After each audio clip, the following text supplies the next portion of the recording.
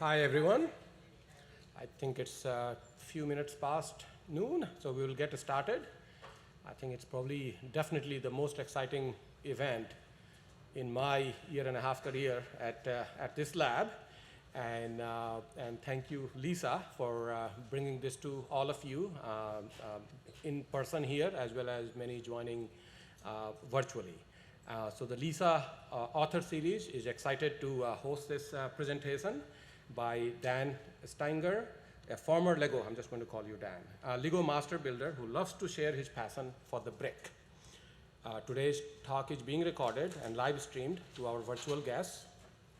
For those of you who are joining virtually, please enter your questions for Dan in the Q&A field on your screen. For those of you who are here, just wait to ask the questions into the microphone so that others, those joining virtually, can hear your question too before Dan answers them. Lisa will also be holding a drawing for a chance to win a fun Lego book. Winners will be notified after the talk. By the way, I haven't introduced myself, and this Lego is a great way to introduce myself. I am the Associate Director of Engineering, and engineers and Legos, and all of you, whether you are engineer by training or not, have a kind of a virtual engineer within you. It's one of the marvels of engineering design and build concept, accessible to everyone. My joke is if there were to be a Nobel Prize for engineering, Lego thinkers or founders would have gotten it. Unfortunately, we do not have a Nobel Prize for engineering, as you know. I also feel that by teaching kids Lego, we are creating the next generation of engineers and innovators. And hopefully, some of them will come and join this laboratory. And by the way, Lego is not obviously for the kids. I still build them. Otherwise, many of you would not be here if it was only for the kids. Of course, kids love it too.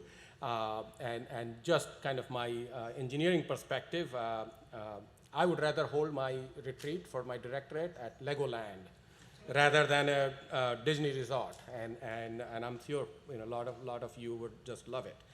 By the way, so talking about Dan, who is obviously the feature of today, has spent 24 years working as a dream job building. So we all do it for fun. He did it as his part of his job and got paid handsomely for it. He has built thousands of Lego creations over the years. We are going to hear about some of them today. He has traveled the world doing Lego building events and sharing his love with over 1 million adults and kids. Over 1 million adults and kids. That is pretty impressive. And now he's here to share that with us. He's going to talk about what it takes. This will be very hands-on. There are also some costumes I see on the floor. Just wait for Dan to tell more about that. So with that, Dan, over to you. And so I was watching the news and I saw it's the anniversary of this, the iPhone. So this is my Steve Jobs impersonation right here, my Steve Jobs impersonation. Minus the suspenders because I have no butt. And so I would not have any pants if I didn't have the suspenders on up here. Now, I can blame that on my father. I'm not exactly sure. That's an Austrian thing, I think. And then this is what a lot of the other master builders prefer to wear. This is kind of the the black, the bowling shirt kind of look. I don't need this anymore.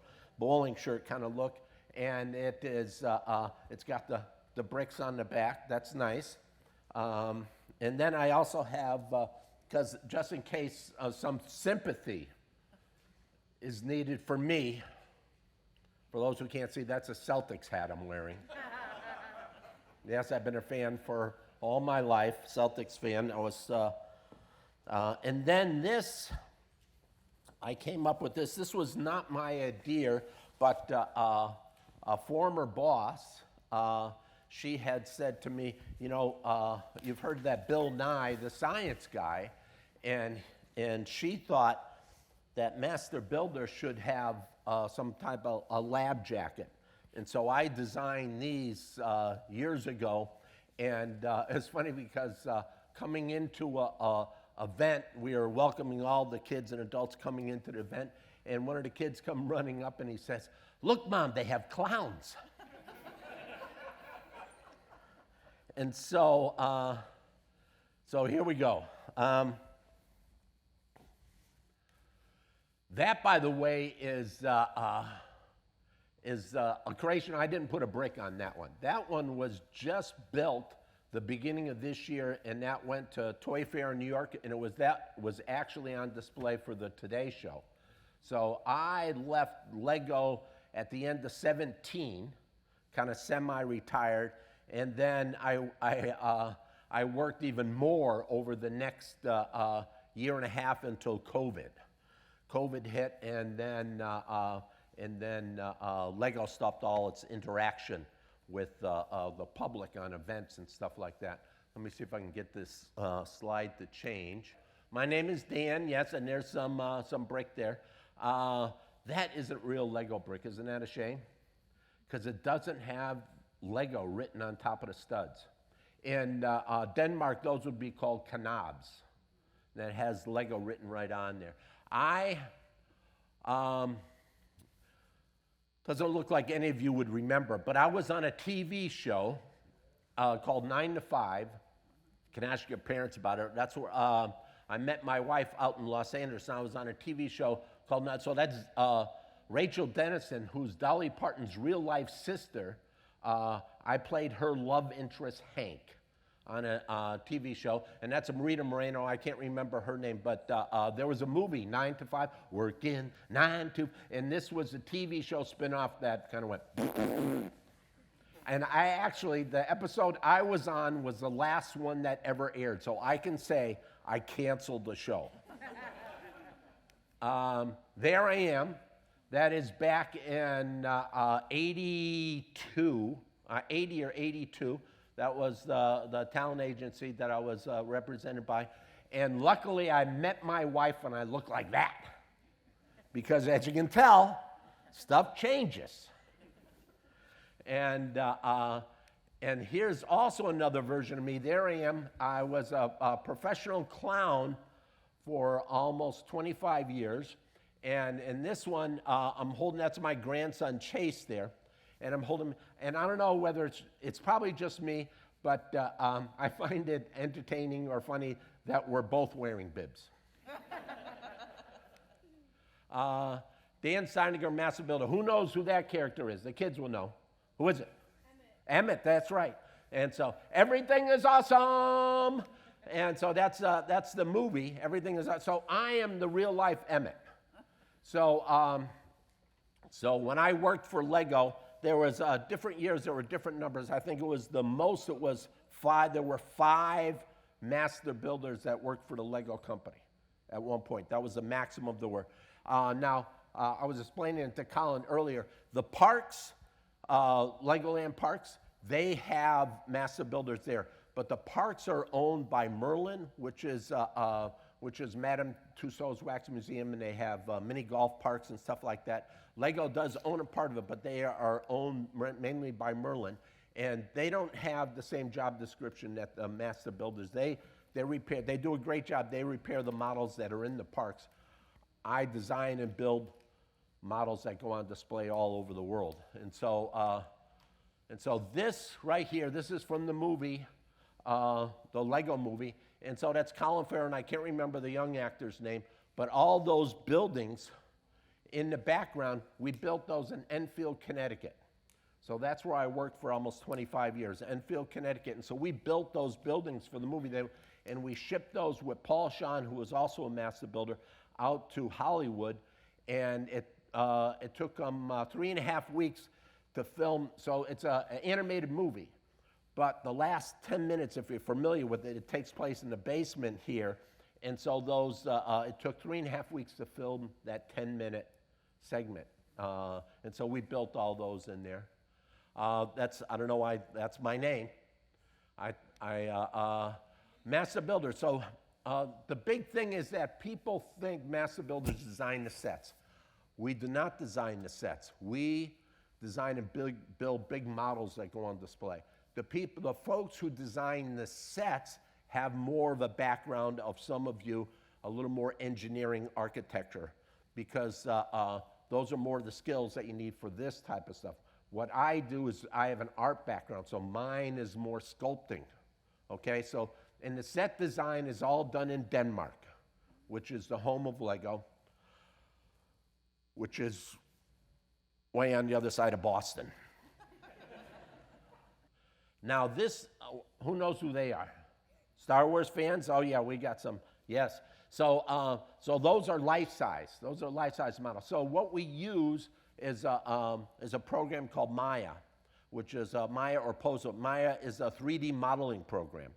And so we, when working with Lucasfilms, or now Disney, because they bought all the film rights and everything, they quite often have 3D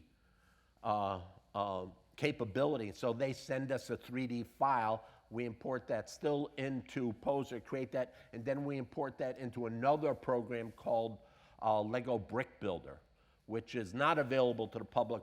Lego Digital Designer is, but Lego Brick Builder is what we use, and it's only in the model shop in Enfield, Connecticut that they use that, or in Denmark. There's another model. She was at the breakfast place I ate this morning. This is the Christ the Redeemer.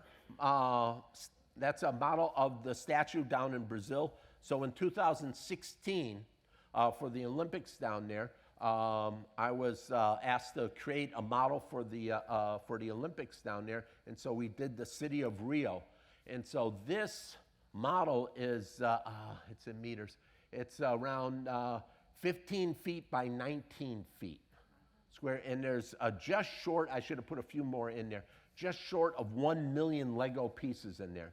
And so down here, you can see it down there, that's Empanada, there's the Copacabana right there, and the favelas are up here, and you can see in the background the Olympic stadiums are over there. And so they actually built a glass structure for us so that, that the public could come, even if it was full inside, they could walk around the outside of it and still see the model from outside, which is pretty darn cool. And some people think we look like brothers, but that's my son Chris, and he is also a master builder. So currently there are 2 master builders working for the Lego company, unless I happen to be working for them, then there's 3, but there's 2 right now. He must have known somebody at the company to get a job there. And so I can't say anything about nepotism because Lego is a family-owned business, believe it or not. And so it was started by Ole Kjell Christensen, and he was a carpenter. He used to build houses and furniture and stuff like that. And then in 1932, he started with the toys. And I didn't know this until real recently, and it's funny because I'd never done this, but I figured you guys are going to be on your game. So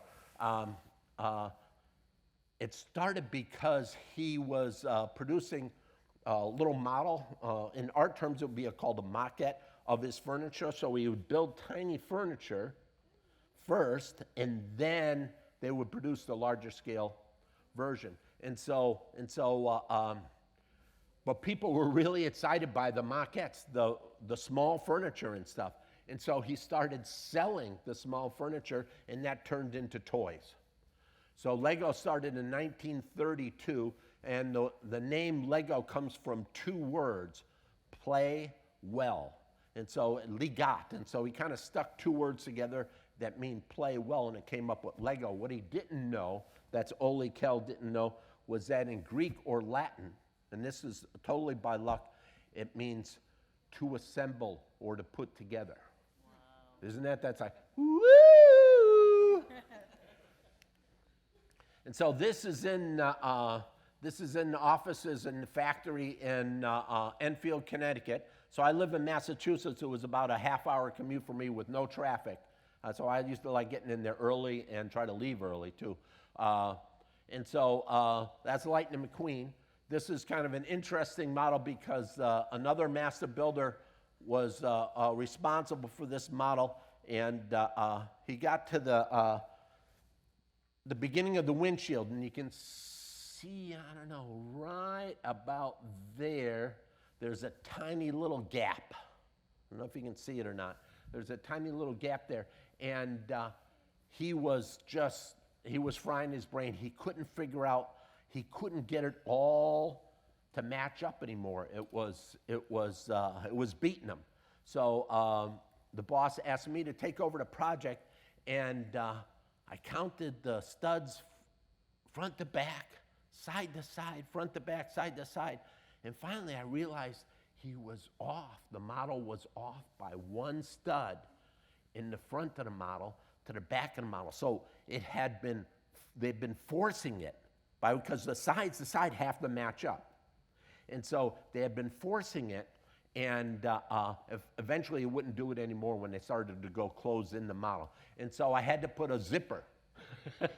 That's nobody cares about that. But there's a little space there where I tiled underneath it. The tiles are the Lego pieces with no studs on them. So those are the flat Lego pieces with no studs on. So that section above is hovering over to make up for that half stud difference. It's a little something that, this one here is Iron Man. Okay, ask your grandparents about that song. But the Iron Man, just to let you know, that one got damaged in shipping. And also, just to let you know that this model was about, about the cost of a new car. So at the time, that was about $25,000 to build in-house.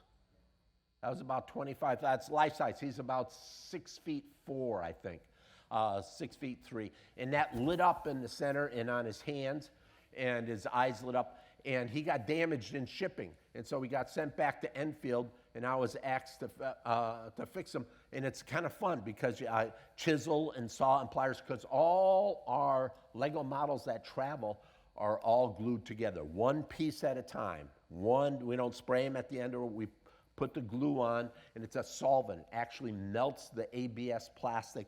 It creates like a weld. After it dries, after 4 to 5 days, it's finally dry. You cannot pull them apart. And so it got damaged there. I pulled that all out and saw and chisels and pliers and drills, and built a whole new one, put it back in there. And my wife asked me, "What'd you do today?" I told her. She says, "I'm so proud to be married to a plastic surgeon." Huh? That's a long way to go for that, isn't it? So there I am. This is up in Canada. So I do a lot of builds, a lot of big builds. We call them 4 times builds. So in this photo, you can see it right down about there. That's a small version. You can see it better in this next slide. So the little pirate right there, is my prototype. That's my maquette. That's what I'm copying. And so over a weekend, I would build something 8 feet tall. 8 feet tall over a weekend. So the way that works is, let me just get up here, is this right here, Darth Maul, is one of those right there. So this I did over a weekend, only 8 feet tall. And that is pretty much made of just these little 2x4 Lego bricks. When I think of Lego, that's what I think of as a 2 stud by 4 stud Lego brick, okay? And so the kids and adults, they would come to this event and they build these 4 times larger. So this is exactly 1, 2, 3, 4 times longer, 1, 2, 3, 4 times taller, 1, 2, 3, 4 times wider. So this is a scaled up version of this. So that's how my events work. I have no instructions. I have no map or anything. This is what I'm looking at. Whether it's the pirate, the flag, or Yoda, I'm looking at a 2-foot version. And then I just replace all these little bricks on here with the ones that the public makes. And so that's how I get. So if that took 25 to 30 hours to build the prototype, that's about how long it takes, because I have to handle one at a time. That's about how long it takes to build the bigger version. So I've done those pretty much all over the world. This is in Penrith, Australia. We did 2 on a weekend. I did have a helper on this one. I did our Lord Vader. You can see the prototype here for Lord Vader. I don't know where Yoda is in this picture. Penrith is a little north of Sydney. And you can tell I'm trying to catch flies. And then these are Lego events. This is a build on the left-hand side. And this is, years ago, we did something called Lego Kids Fest, which was a touring show, went all around the country. And I did classes, excuse me, with how to build, building tips and stuff with children. And I'd have 100 to 150 kids sitting there. And parents would be saying, "You are just amazing because you kept the kids involved and they were watching, they were listening to everything you say." And I said, it's because they love Lego. It's because they love Lego. Because I did some substituting teaching. I couldn't hold the attention of 20 children, never mind 150 of them. This is, apparently I like cats. This is kind of interesting. This is my son and I, and we were in Atlanta at the airport there. We had just done a kids fest, and CNN had done a fairly large, which is long for news, about a 5-minute segment on us.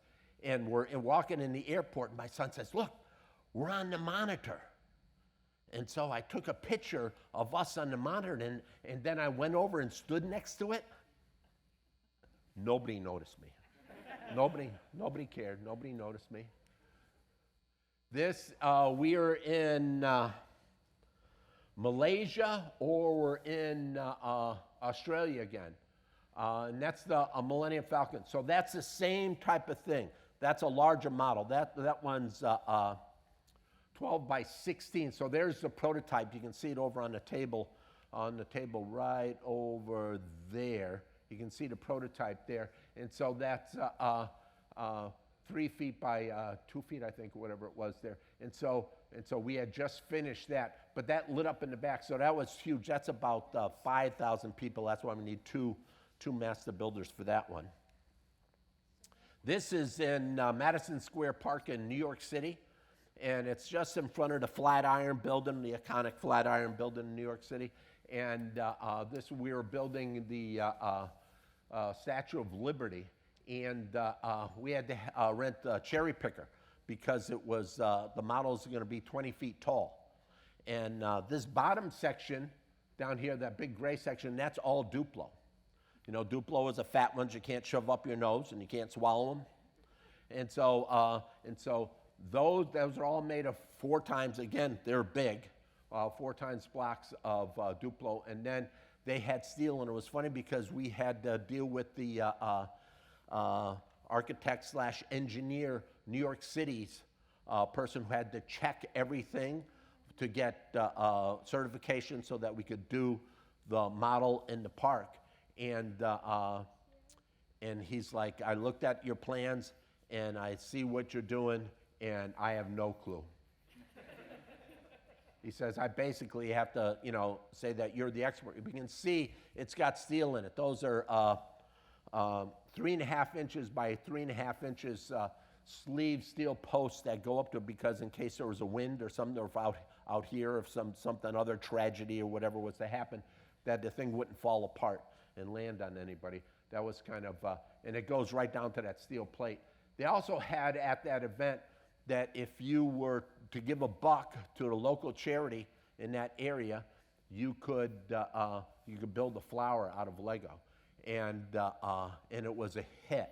And so they ended up having this field, and I've looked at this picture I don't know how many times, and maybe a couple in there are the same, but basically that's a field of Lego flowers that are all different, almost like snowflakes that the people came and built their own flowers. So very good. And they're on Lego stems. There's a little steel rod that goes through them.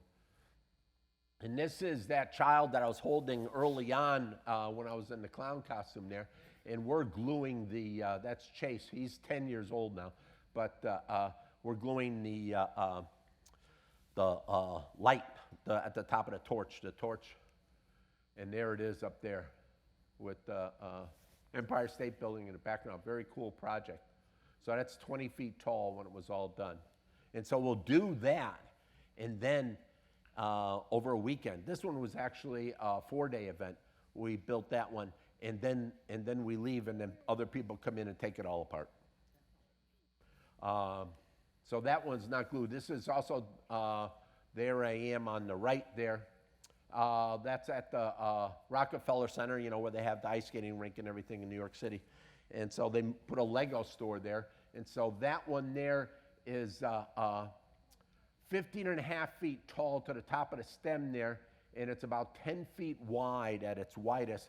And I asked, we had an auto body place who does our steel work for us nearby down in Connecticut, and I asked them to build a humongous turntable. And so we were able to build it on it, so that black piece on the bottom of the model is a turntable. And so we were able to stand there, put bricks on it, and keep on rotating the model. We didn't have to walk around it, so we just spun the model around, and there's our prototype, which is a small apple right here in the front. And that comes apart in sections because it's so big.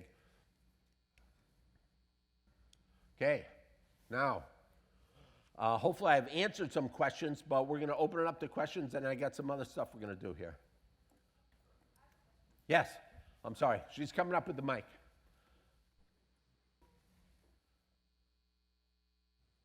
Well, we have one, Dan. We have one in queue here. Dan. Okay, go ahead. One question from the WebEx audience is, are these statues solid Lego, or are they built around some sort of internal frame? They have an internal frame like you saw with the steel. So the Incredible Hulk, he weighed in at probably 350 pounds, and probably almost 100 of that was steel on the inside. So we have steel frame. And so let me stand up right here. And what's your name? Michael. Everybody say hi to Michael. Hi, Michael. So when I'm going to get to you over there. Don't worry. Don't worry. I'm coming to you. I'm coming right over there. So Michael, if we're built, let's say they say, Dan, we wanted to build for Toy Fair, we want to build this new character. It's called Michael, and we want him to have a yellow shirt and black shorts on with a stripe and shoes, and all-American kid. Okay, so we'll do in Maya or Poser. Generally in Maya, we create a 3D image of him, and we'll show that to them, and they say, great, that looks good, but can we get him in a more dynamic pose?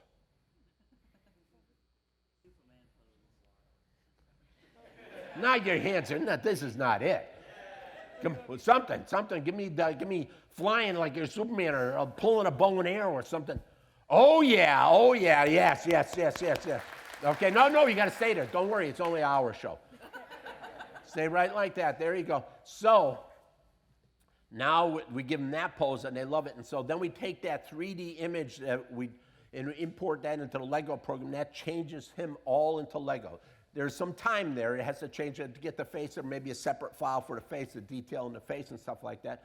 But when we go to build it, we have the steel made that goes up through the legs, up a solid piece go up to the chest, and then this one here, we would tie that one in to his chest here. So wouldn't need necessarily steel here. We might, but maybe not. We would definitely need steel going out into this arm, because a child could come and try and break his arm off, okay? And you don't want that, right, Mom? No. And then we'd probably have a post that goes up into the top of his head, and then when the top of his head would come off, and with a nut and bolt, we tied it, because maybe the head needs to come off to get into the crate or something like that. So, and then we glue each piece one at a time when we're going on. So the glue makes them strong, but the steel is built around the plastic Lego is built around the steel. And so the combination of the glue and the steel make it a very strong model. That finger is a nightmare. We hate that finger right there, because I can't get steel really into that finger, and if you did, it's just like threaded rod or something like that. It's not really that strong. So we'll probably maybe go something like this, you know what I mean? Or if it's a bow and arrow, we'll tie his hands like something like that, so that gives it strength. Michael? Yeah. Done an awesome job. Give him a nice round of applause.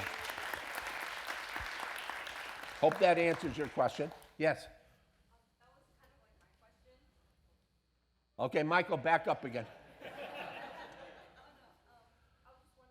So when you have to interface metal with Lego, is there any special pieces that you have to make for it to be like compatible, or? Yeah, so everything goes on the stud pattern. So it's not, it goes by the Lego brick, and God bless those Danes, because I don't know if I can say this with the kids here, but they're anal retentive. And so they are exacting, okay? They are stinking exacting. So I can build the Statue of Liberty 20 feet tall, and I can go up and I stud the last pieces on top, and they fit, they match. So the tolerances for the molds and everything on the Lego is just a thickness of a hair off is too much for them. They have to be exact all the time. And so when we're measuring that steel, we don't go by stock. We have to have special steel that is on the Lego count. So it's a certain amount of studs, let's say 8 studs by 8 studs, and then we build around that steel and we connect it to the body. And we call that bridge work on the inside. So if you were to, I don't know if you can see it on this one. I don't think you can. Maybe a little bit.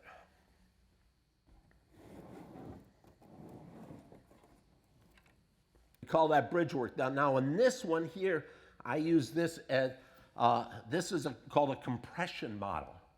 And so I glued the bottom section and I glued the top section, and I did that bridge work in the middle. I had threaded rod with a bolt on the bottom with thread lock and a bolt on the top. So I tightened the top down to the bottom, and you can't get a piece out of here. And it's not glued in the middle, but it's a compression of the pressure on the top and then the bottom that holds that together. So I hope that answered yes. So we work with a local vendor on the steel. Aluminum is better, but it's harder to weld. In some cases, if it's going to be outside, we use stainless steel. Stainless steel. And I was talking to Colin earlier. A lot of the models outside, they'll get a clear coat, similar to what they do for cars. It's exactly the same thing. So we'll have them spray coated, and that lasts about 2 years. And you gotta blast them with soda bead, and then you can do it again. It only lasts a certain amount of time. Yes, good question. Oh, yeah. I had one. So, Okay.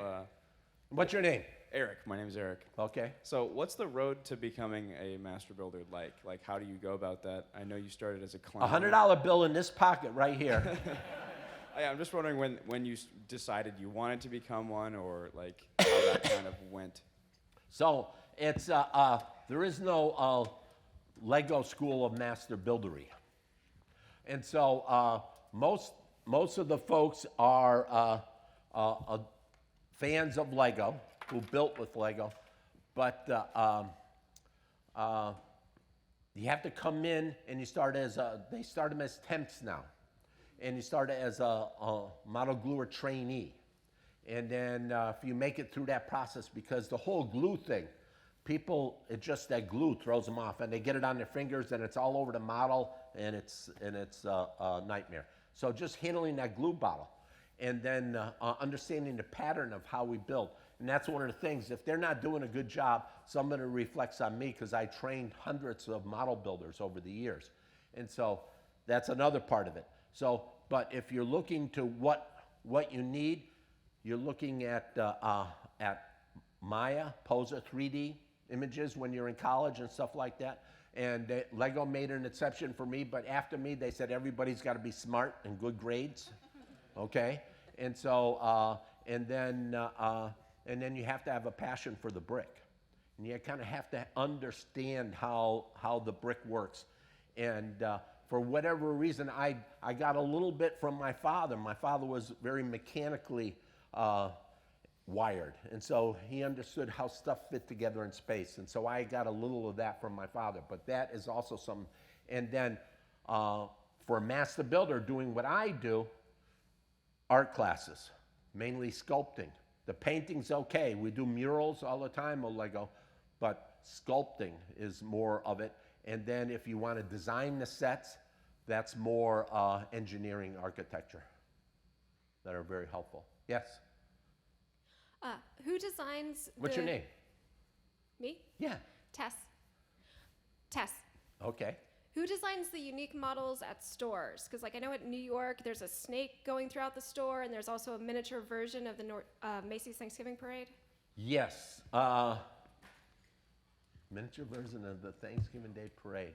So I designed and built the at the New York store at Rockefeller Center. There's a scale version of the Rockefeller Center, so the buildings and ice skating rink and all the stuff that's going. I did that one. I just moved that 2 years ago. They're in a new space, but still at Rockefeller Center. Some of them are designed in our model shop, and then files sent over to the Czech Republic. They have a huge model building facility there, but they have no master builders, just model builders and designers. The United States is the only country with master builders. So generally, if it's huge or if there's lots of them, we're not going to do them. Those are going to be done in the Czech Republic where they have a big facility. Do you have a question, young man? You sure? Okay. Yes. Hi, my name is Drew, and I Thank you. have a two-part question. Okay, a two-parter. So the first one is, what is the longest standing or oldest model that you have built that still is up today? And the second part of that is, what happens to the models when they're done? What is the end of life for the materials, and what do you do with them? Excellent question. So the one that I think is still up today, there's at the Legoland down in Carlsbad, California, we did a T-Rex. And I don't know if it's still up, but it was when I was still working there. And so that's in 17. And that model, believe it or not, it's just black and gray, a Technic T-Rex that was about 12 feet tall. We glued that one, built that one for the park, for its opening. And that was in, I think, 99 or something like that. And so that's probably the oldest one. It's probably not there anymore, but that's the oldest one I can think of. It did models for the Mall of America out in Minnesota, eh? And then for the second question, that's a really good question, and it's a sad answer, unfortunately. We have to a contract with a special facility that they have to take pictures of them being destroyed, and then they're ground up, and basically they're oil, because the ABS is oil, basically, ABS plastic, and so they're ground up and burned eventually for energy. And so, like SpongeBob, I did a bunch of SpongeBob models and stuff, but then we didn't have the licensing agreement with I think it was Nickelodeon at the time, and so we had to put those models aside. Then we got the license, about 5 years later, we had the SpongeBob license again, so those models came back. So sometimes we keep them in storage for a long time, but eventually they say, we're not paying to store these anymore, and they have a bad fate, unfortunately. Don't listen to any of that, kids, okay? Any other questions? Anything on from out there? Yeah, I have a few from WebEx. Okay. So if you were not a Lego master, what would have been your dream job? Well, originally it was an actor. Well, you saw how that went. And I think an artist. I still do a lot of painting and sculpting, mainly painting. And my wife suggested I start with watercolors. And so recently I've been doing watercolors, which scared me in college and stuff like that. But now I'm into it, watercolors, and I'm starting to enjoy it. So basically that. But my main focus is we have 4 children. They're all grown up. 2 of them work for Lego, and I got a firefighter and a teacher, and got 6 grandchildren. And I'm the fun grandpa. And so they fall down, they get hurt, they don't come to me. They go to grandma because she's the loving, nurturing one. If they want a rough house, that they come to me. They want to see some magic tricks or something, they come to me. So that's my main focus, and I love fishing. So I do a lot of that on the side. Have you guest appeared on the TV show Lego Masters, and have you watched the show, and what do you think about it? You know, I'm almost ashamed I've never watched the show. I'm a little upset. I know it's sour grapes because I wasn't asked to be a host or to be on the show. I would prefer to be a host because I do a lot of events for AFOLs, which are adult fans of Lego, and they put on shows I'm not kidding you, this is a real thing. And they do shows all over the world. And I got one coming up down in Virginia in the beginning of August. And they do unbelievable stuff. Before the internet, we used to think we were the best. Then the internet came along and we could see what other people are creating on their own. Of course, they were all in their basements or their parents' basements at the time these adults were building. Now the internet has blown it all up, and there's huge communities of people who are building with Lego. And I'm sorry, I lost track of the first part of the question there. I think you answered it. Oh, okay. Yeah. And then there's a couple more questions. One is about, are there secret unreleased pieces that convert Duplo to Lego, or maybe the other way around? And do master builders get any say in new types of Lego pieces? I'll take the last part first. We do not get any say. The only thing I had them do once was was Yoda. And so these 4 times bricks here are all made, I cheated when I told you, they're all made of this size here, 2x4s, when in actuality the tops are 2x8s.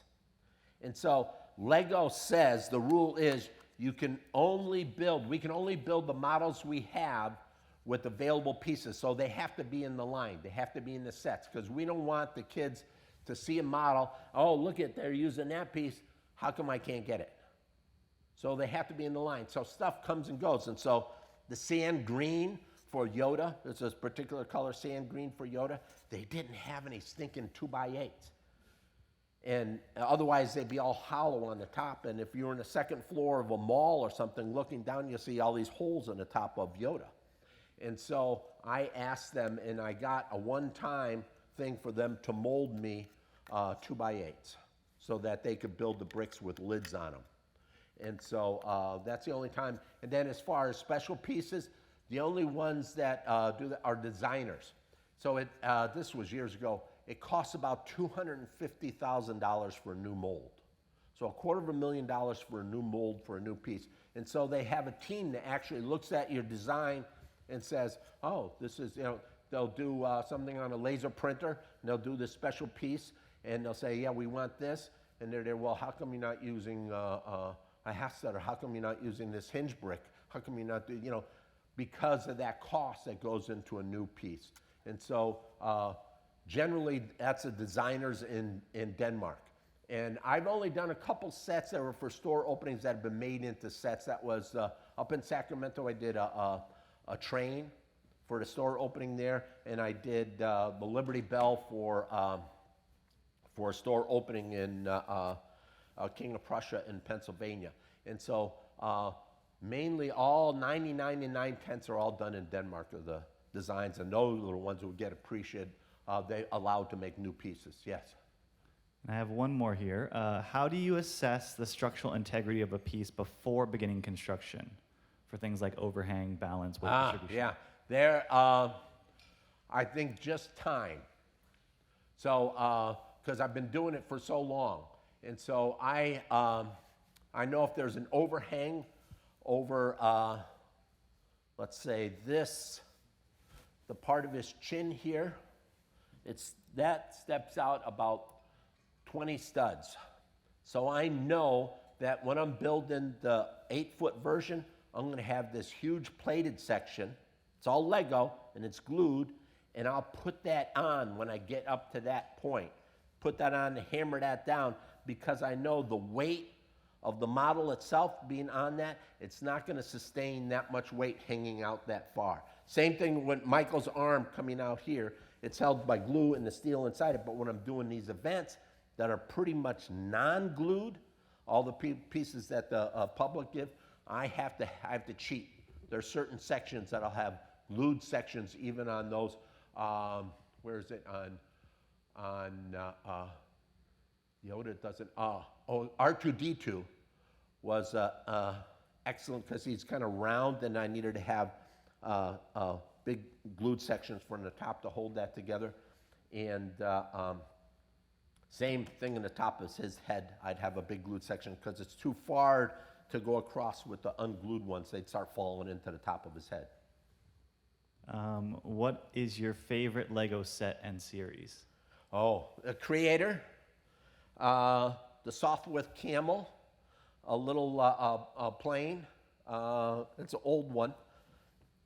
Excuse me, and City and stuff like that. I like Star Wars. You know, I grew up with Star Wars. You know, went to the movies when I was a kid, not a kid, teenager, young adult, and love it. But man, gray. That's a lot of gray. You know what I'm saying? That's a lot of gray. And so when you're building those sets, it's like, oh, another piece of gray. You know what I mean? And so those they're really cool sets, and that's the longest IP that Lego has had going. That was their one of their first IP. I think they had Shell before that. But and so it's great. But I'm more the fan of the Creator sets of the apartments and the barber shop and that type of stuff too. Good? I got a little more to do here. Yes. It'll be the last one, then we're going to move on. Hello, I'm Isaac. Hi, Isaac. How are you? My question is, so when you have a project and then you have a 3D model and then your software converts that into Lego bricks. From there, do you have any more insight on how that program works? Does it convert it stud by stud? And then from there, second part of the question is, once you have that model, how do you go ahead and build that? So it creates, excellent question, that 3D image of Michael, that creates him, and it creates it to scale. So that brings it up to his height and everything. So, and then it's all on, once again, the stud pattern. And so it's all on the amount of studs across. And so in that program, when we're building it from the, not from the poser or from the other 3D modeling program, we're using the Lego Brick Builder. Then I can either look at it, I'll have two monitors at my desk. One, I have the 3D image, and I can spin it around upside down, however I want, so I can see the whole thing, so I know in advance, oh, he's got an arm coming out, so I gotta start planning for something sticking out there. But I can also see layer by layer, and it's on a grid work. I was thinking Lego.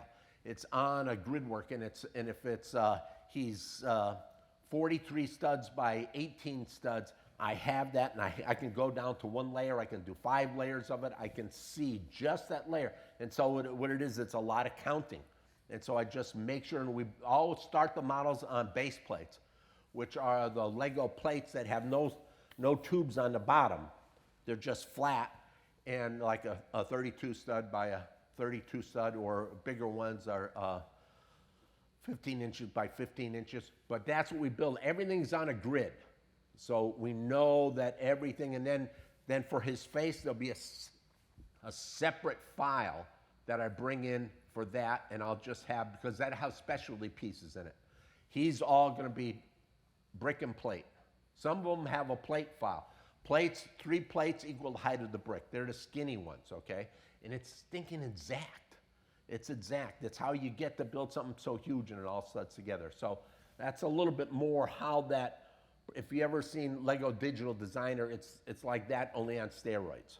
And so I can see everything I need to see between the 2 different files. And we build in a north, south, east, west pattern. So that's what we teach. So I can be on a model and working in a different spot from another model builder, and we get up and we're not creating a double seam. We have all kinds of rules. You can have 2.5 bricks seam. That's the maximum. So a seam is, I'm gonna do something real quick. It's 2 bricks high and a couple plates, and that's it. That's the maximum that we allow for a seam before you have to interlock it. That's a good leeway into my next one I think I got going. Is that good? Did that answer your question? You're welcome. Before I get to Colton's story here, this here, I think the kids will enjoy it. This is what I was just talking about with interlocking. So this model right here is not well interlocked. Can you see the seams are going right up? That's a heck of a lot more than 2 bricks and 2.5 bricks high. And so the best thing that you can do for your children is explain to them interlocking, so that when they pick up the model to show it to you or to their friends, it doesn't fall apart in their hands. Now this is on a base plate that I was talking about, and I'm going to test this. I'm going to put it right on here. And if any of you have a phone that does slow motion, this is kind of cool. This right here is my wife played softball, so I have found this in the basement, and it wasn't heavy enough, so I drilled a hole in there and put 38 pennies in there, and glued them so I had a little more weight to it. And so what I'm going to do is I'm going to bring that up to about the beginning of the red, and I'm going to let it go. But first of all, when I let it go, we're all going to yell Lego, okay? Loud. We're not in the library here, okay?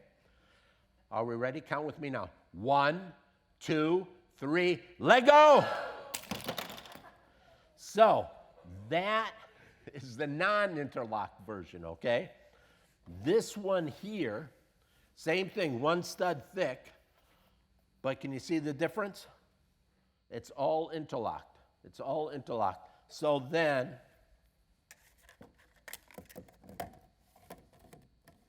I'm going to put this right here. I don't want the German Shepherd to get any shrapnel. So now I'm going to bring this up there about the beginning of the red, the same test. So this shows how important interlocking is. 1, 2, 3, Lego! Huh? So I feel like doing a plie or something. That was kind of nice. And so now if you wanted to make it even stronger, and these are all unglued. These are all unglued models. These are unglued. Now, I made this one 2 studs thick, put a roof on it, and it kind of looks like an old-time schoolhouse.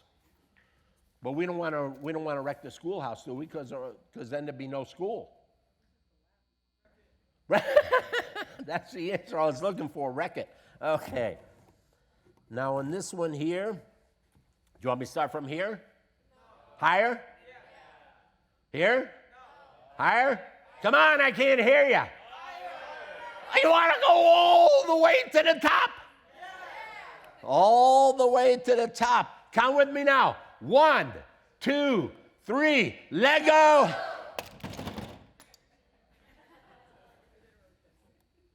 School on Monday. Well, maybe not here, no. So yeah, so actually it did lose 1 piece here. There it is right here. So, okay, 2 pieces. So you can see how much stronger it is when you interlock or you use, you double up on the thickness of it. Just to wrap up real quick here, Colton's story. When I did an event out in Denver, Colorado, and it was at a children's hospital, the Denver Children's Hospital. And a designer, Eric Varsegi, and myself, we went out to Denver to build. They were building a new hospital in right next door to the old hospital, and they wanted us to go to the old hospital and build it there so people and patients there could see the new hospital being built inside. And it was a scale model of the new hospital. And so we were working there, and we vastly underestimated how long it was going to take. And so we were working, and sometimes 2 or 3 o'clock in the morning. And the first day there, this 15-year-old Colton was there, and he was in the hospital because he got hit with a fastball in the ribs, and it broke some of his ribs. And when they were doing x-rays, they realized that his internal organs were all messed up, that they were in the wrong places. and that they were afraid that this was going to cause a real problem in his life as he got older. And so they asked the parents, and the parents gave permission. They were going to go in there and put everything back to where it was supposed to be. And that's where it all went south. And so Colton, the first day there, he showed up in a wheelchair and a Christmas tree with all the different IVs that were going into his body. And he was able to be there for about 10 minutes, and it looked like he was a cartoon character. All the color just left out of his face, and he was completely white, and they brought him back up to his room. And his father came down afterwards, followed by a nurse, and they said, "You can't believe how important this is." And we're like, we're sorry, because, he obviously got washed out. It was too much for him. And they said that he had lost all will to continue because he was going downhill. And it didn't look like he was going to make it. That's the first time in weeks he had left his room.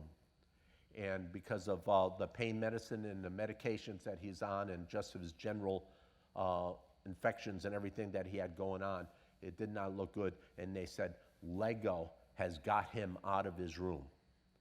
And the next day he came, and we hooked him up with a set. And he built that set up in his room, and he came down, and we were there for a week. He was there every stinking day. And he came down and he built. By the end, the media had picked up on Colton's story, and they had sent the camera crew and everything there to film Colton putting pieces actually on the model. This was not an interactive. This was us and there. This was a display production so that they would see us actually building the models, but we actually let Colton put pieces on, and that was probably the most touching and the most fulfilling project I'd ever done with Lego. And now Colton is, that was in 2007. I don't know how old he is now. He went on to the Peace Corps, and he went to college for medicine. And so he says he's still dealing with some issues, but he is moving forward. And I think we don't always know how we interact with other people in their lives, and it was not our intention doing that there. And just hearing the stories of the parents. Some parents would come down at 3 o'clock in the morning after dealing with their children, and they just wanted to look at the model. They didn't want to talk about their kids, anything. Some parents would come down, and that's all they wanted to talk to do, is tell you about their kid and what their kid is going through. And the doctors and nurses would come by and say, "Can you give me an office with a view, in the new model?" And so very fulfilling. And I think for me, for my time with Lego, a lot of cool things. I've traveled the world, but that was probably the most impactful, and that is Colton's story. And I want to thank you all very much for having me here today. This is called a bridge build. So this is going to be right up here. If you're any engineers that we have here, this is going to be right up your alley. So this, I'm going to show you a system that works. I've done this a bunch of times. I was telling Colin about it earlier. I actually stole this from a bunch of teenagers because I've built these, and they were better than I was. Okay, so what it is we're doing Duplo. It's the ones that you can't swallow, you can't shove up your nose. So if I catch you trying to shove them up your nose, okay, don't worry, you won't die. And so the first layer on the board, you're going to do 4 layers wide, okay, 4 layers. Now, this is if you want to use my plan, okay? If not, you can do it however, but you have to do it studs up. There is no abutments. You're building a flat bridge. You're not building a tower, okay? So you have to use the whole board, because I'm going to put something up here that you're going to have to straddle. You're going to have to go across, and then we're going to test them. And no bridge makes it out alive. Okay, so I'm showing you this right now because I recommend 4 Duplo wide, and you go all the way down to the other end. Don't start building the other layers until you get that first layer. And stagger the lengths. Don't use all 2x8s or all 2x4s. Stagger the length. That's actually get you a stronger model. Your next layer, you're going to step in by 1 stud.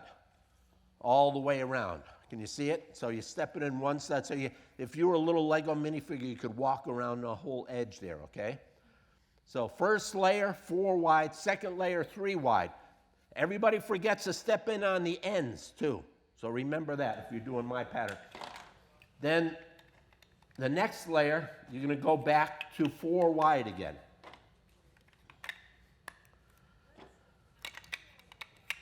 So it goes 4, 3, 4, 3, okay? And you're going to want to do as many complete layers as you can in the time of 5 minutes. 5, you're going to give you 5 minutes, and I have a watch that I don't know how to use, okay, right here. Okay, 5 minutes you have to build here. Now, for your engineers, you want to do a grid work, you want to do something else, you go for it, but I may embarrass you. Okay? Okay, so this is what I suggest, but you do whatever you want. So it goes 4, 3, 4, 3. And as many layers you can. Okay, now. No, wait, we haven't started yet. Haven't started yet. No. No building yet. Oh, I forgot to tell you. You're going to need to come up with a name for your bridge. A name for your bridge. On your mark, get set, go!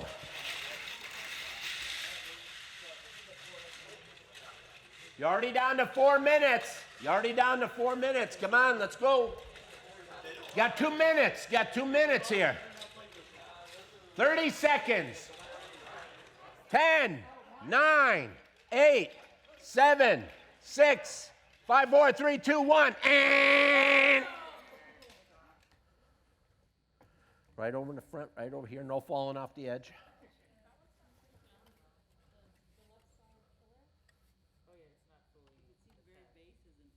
That's okay. And what's the name of this bridge? Golden Gate. The Golden Gate. I never would have thought. Okay. 1 pound. No, I have confidence right here. 1 pound. Very good. Very good. Woohoo! Look at that applause. 1 pound. Okay, we're going up from there.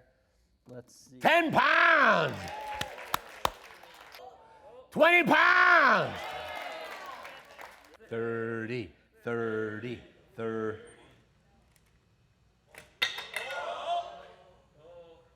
30 pounds.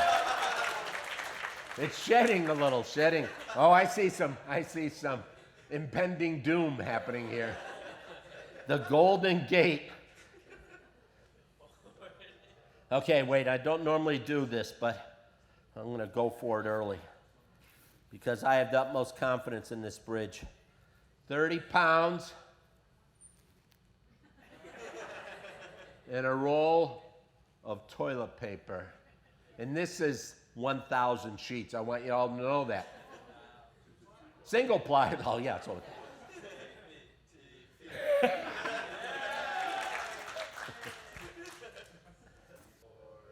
40, 40. 30 pounds. We have the record. 30 pounds. Very good. Watch out for these in the front. I didn't get rid of those. There you go. Nicely done. Nicely. And very good. And what's the name of the bridge? The Old Consonants Bridge, because that's all our initials. They're all consonants. Old Continent? They're all consonants. Consonants. Old consonants. All our names, all our initials are consonants. Consonants, okay. It's better than incontinent. Here. The All Consonants Bridge, okay? Surprisingly, I've never had that as a name before of a bridge. Here we go. 20, 20, 20, 20. 20 pounds! Do you want to tie or you want to go for the record? 40. 40, okay, I love it. Ooh, a little sag, but not bad. Give him a nice round. We have a new leader. We have a new leader. 50. 60, 60, 60, 60.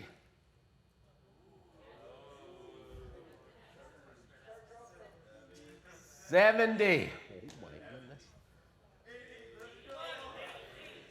80, 80, 80, 80. 80 pounds. 100 pounds.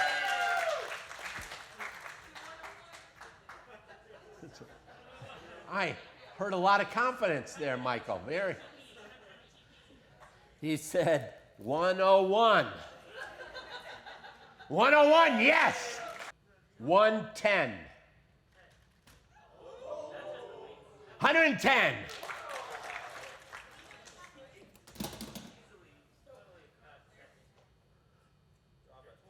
120. Oh my goodness. 140 pounds. 140 and a fluffy goat. That's right. 140 and a fluffy goat. Doesn't have a ring to it. There we go. 140 and a fluffy goat. Very good. Should I take him off? Should he go for the ride? Go for the ride. Okay, he's going for the ride. 158. 176. And two 2-pounders to make it even again.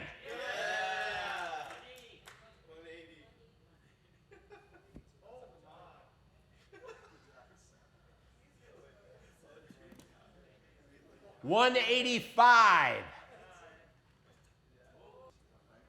190. And a fluffy goat. I keep on forgetting the fluffy goat. This will be 200. Ooh, I hear it talking to me. 199. Say it with me. 200. 200. 200 pounds. Okay, we got here pretty quick. Okay, so now, Colin, you're going to have to help me out here. Keep track of, we got 200 pounds. The goat, no, let's do it. The roll of toilet paper. And now, I'm going to take and start taking bricks off the bottom. And so we're going to have to keep track of how many I take off the bottom, okay? This is, you think on the first one? 1, 2, 3, 4. This is an awesome bridge. Oh, this one might do it. 5. I know. 6.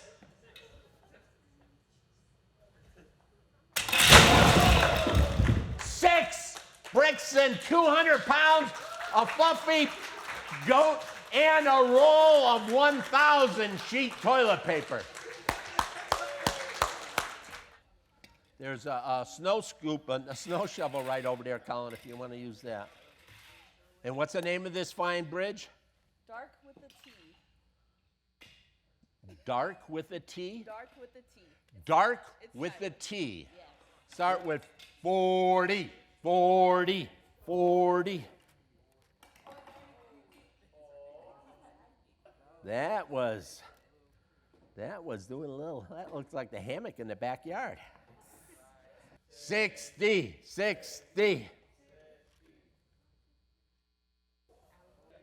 80, 80. 80 pounds. 98, 98. Yes. At 2 pounds now? Where's those stinking 2-pounders? Here we go. 100. Very good. 118.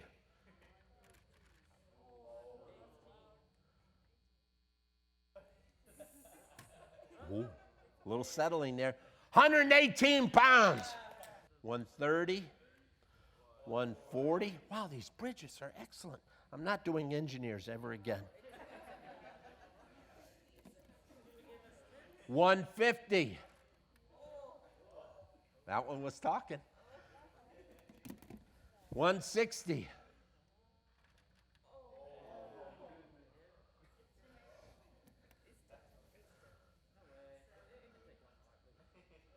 180. What do we got? 180? 190? 190? 200? I got to put the goat on top, right, to be exact. And a TP, that's right. Sorry, Tom. 1,000 sheet. Yes, right here. So how many, Colin, how many do we have? 6. It broke on the 7th. So Broke on, so we have 6 to tie. 1, 2, 3, 4. 4. Our leader is still the no consonant.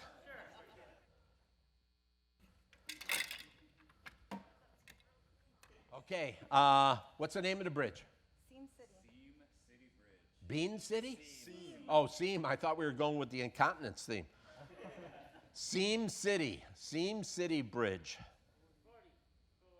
40, yes. I'm just checking to see how they did on their interlocking. Very nice, very nice. You're welcome. 40, 60, 80,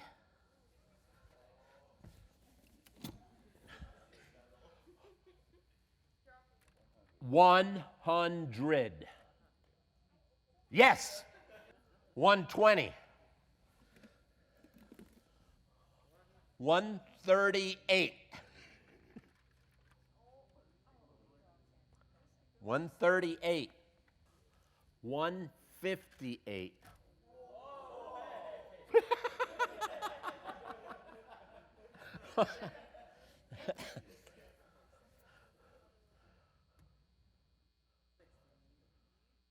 160. 165. Oh, that's right. Tens. 170. 180. 190. 185. Let's give him a nice round of applause. 185. Very good.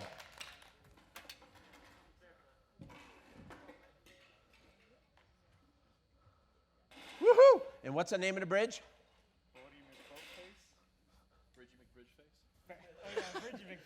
Bridge and McBridge face? Bridgie McBridge face. Yep. 20.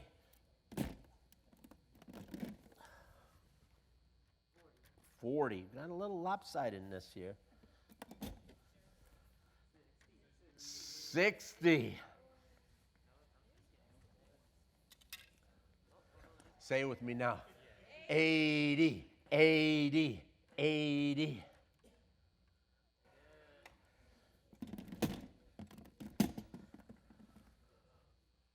100, 100. 100, we're halfway there. 120. It's a lot of weight right in the middle there. 130.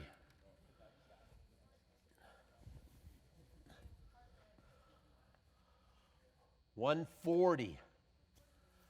150.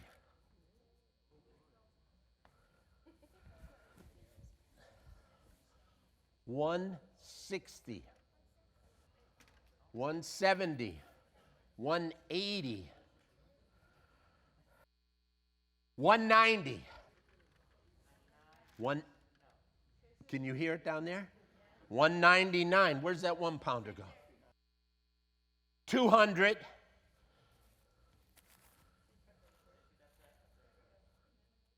Could be a clean sweep.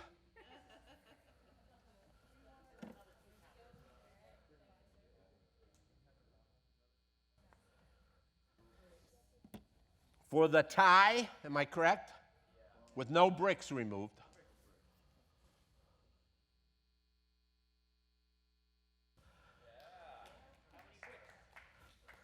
Now, do I put another pound on there? Bricks? Now, this is tied right now, right? Except they had 6 and we got to get 7, right? Am I right? Colin, He's nodding his head. He has no clue.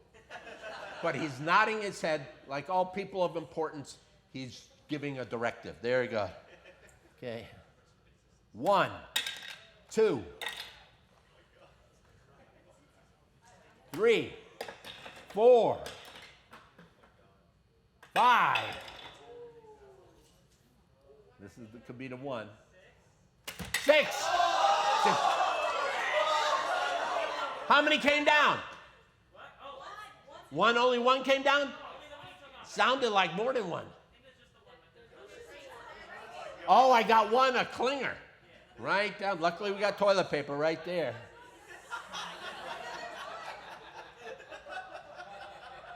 Oh, my goodness. So how many we dropped so far? 6? We got a tie? We got a tie right now? Be careful.